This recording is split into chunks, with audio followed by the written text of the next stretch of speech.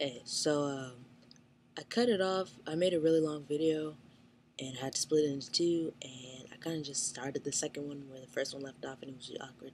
So here's your introduction.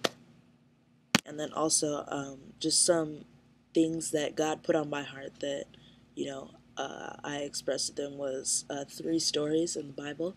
The first is Abraham, and that I didn't go searching for these because I'm really not that good at the Bible or anything, but Abraham was willing to sacrifice something invaluable and that he waited for a long time for, and he abandoned all of it to accomplish what God told him that he was to accomplish, and he actually sacrificed his son. He actually didn't have to, but he was willing to, and he'd waited forever to have a son. Because he was obedient, he actually got to keep, the thing that he valued and waited for. And when God revealed his plan to Abraham, Sarah didn't believe it, discounted it, assumed she wasn't part of it. When God told Abraham that he was to have a son, she didn't believe it at all. And she, tried to exclude herself from the equation, uh, but actually she was meant to be a part of the plan. So what I took from that was that, the things that I value, like friendships, like the respect I get from older people, from being mature, for being an influence, that I won't lose that, but instead it will be accentuated. I know that I will, lose some support or, not get support along the way, but I'm really hoping that, by following through with this, that, I'll get to keep my invaluable thing. The second story was of Joseph. Joseph was one son of 12, and he was the second to last son, but he was also his father's favorite. And everybody hated, all his brothers hated him for that. Joseph told everyone that God had revealed to him someone who he was inside that everyone couldn't see from the outside. So for me, that would be, me being Xavier on the inside that nobody could see on the outside that I didn't know was in there until God told me. Um, his new person was achieved with time, trials, and patience.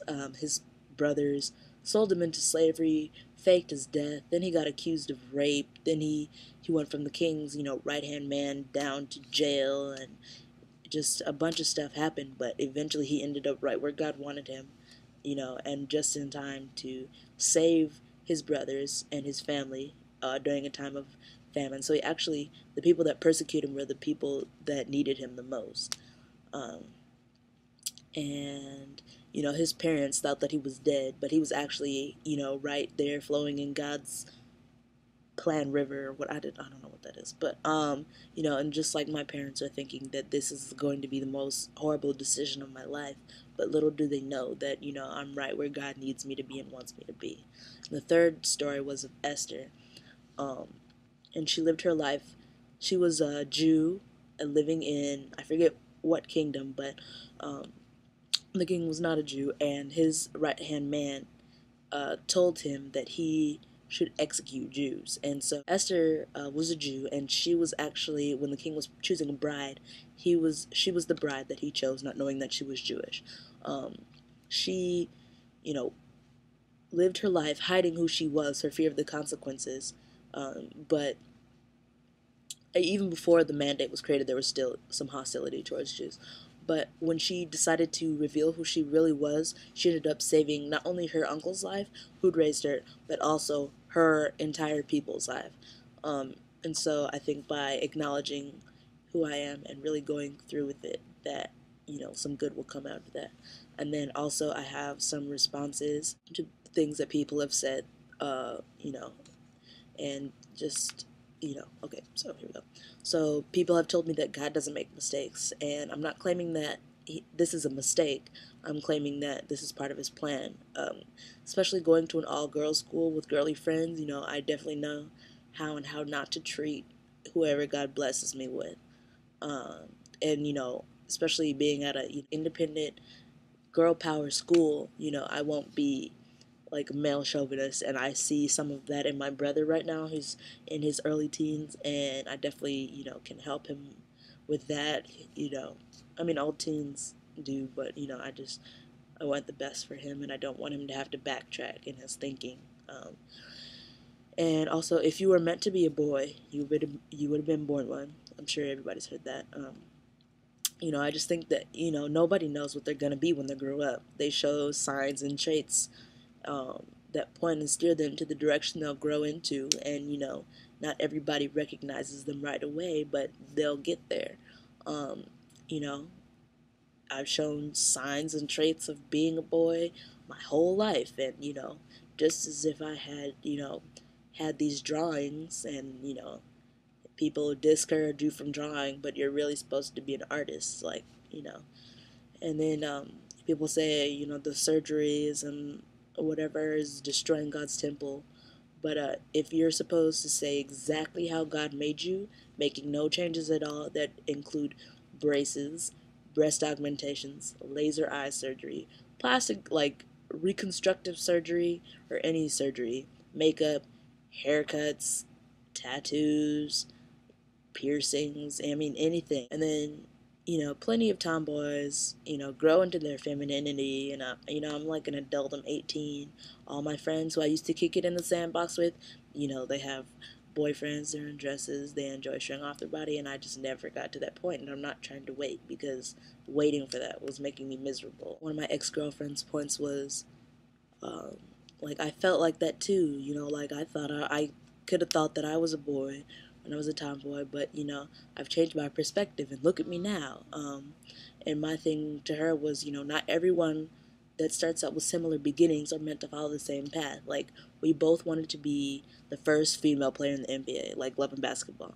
And my career peaked in middle school. 8th grade was my heyday, but it's definitely an important part in her life still. And we both started in music, in piano, and her run with music ended relatively shortly, very shortly. And mine is what has got me to UCLA, to be in West Hollywood with all these trans services right at my fingertips. They even make it really easy to change your name, at least on campus. And then there's also a courthouse just down the street for all my legal stuff. I don't even have to travel for that. Um, and then her other point to me was, God gave you parents who wouldn't support something like this for a reason. My thing was that learning is not omnidirectional. It goes both ways, Kids learn from parents, and parents learn from kids, just as, parents change kids' diapers, and then when they get older, kids change their parents' diapers. And just because, my mom's family wasn't Christian didn't mean that she wasn't supposed to be. And, despite the naysayers, her whole family is now saved, and then my mom's also a musician, and they didn't support her music, that she ended up having to practice in a closet because of the noise. And that's how she's led a lot of people to God. And just this is how her ministry has gone, and how her life has panned out, and what she's supposed to do. So those are just the things that I wanted to share with you, and I hope that you will make your own list. Just keep fighting. There's gonna be naysayers. There are gonna be times you feel low, but I just wanted to share, that it's not always gonna be, you know, I'm a trans man, and anybody who matters doesn't care, and anybody who cares doesn't matter. Like, as much as you want to always have that resolve, you probably will, not always be so adamant, and you'll have these thoughts. So I just want to let you know that it's okay to have them, but if you really feel like this is for you, to keep going.